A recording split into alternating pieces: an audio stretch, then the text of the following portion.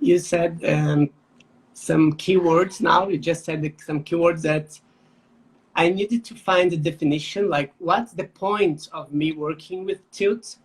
And I didn't want to get in that path where you say you will make much more money if you work on your tilt. I don't want to tell them to sell that you're going to make more money, but my mission is helping players stop losing so much money due to tilt, and not just money, losing their time, their health, and relationships because of tilt. So, and then comes the title of this live. I would really love to hear from you.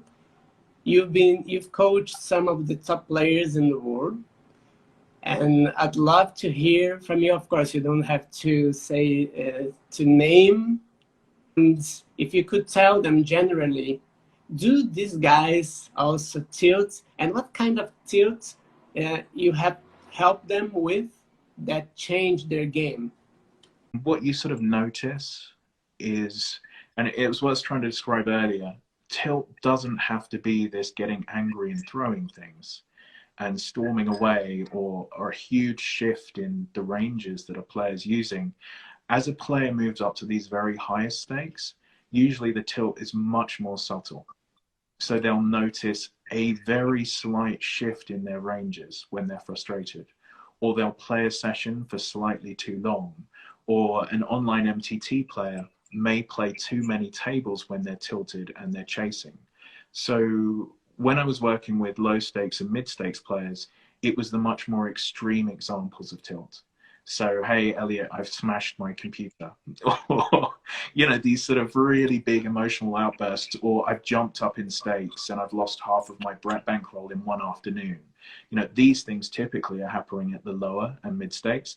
If someone manages to reach the highest stakes in poker, they have a good mental game, because you wouldn't get there unless you have actually resolved most of the issues. But with that being said, these subtle tilts when you're playing in the very, very high stakes games actually make even more difference when it comes to profitability, because the edges are so low. So we're talking about cash games where the technical edge is tiny, but if you can be the person who has the strongest mindset, you can have a significant advantage over the field. And you see this in the high pressure situations of, if we look at how Fedor plays when he's on a final table versus how, you know, someone with less experience will play in that situation.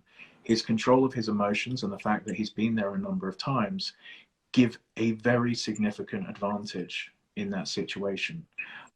So with players like Fedor or Phil, I'm helping them prepare for events so that they're able to play their A game to the best of their ability through these very significant events where the financial opportunity is enormous for them.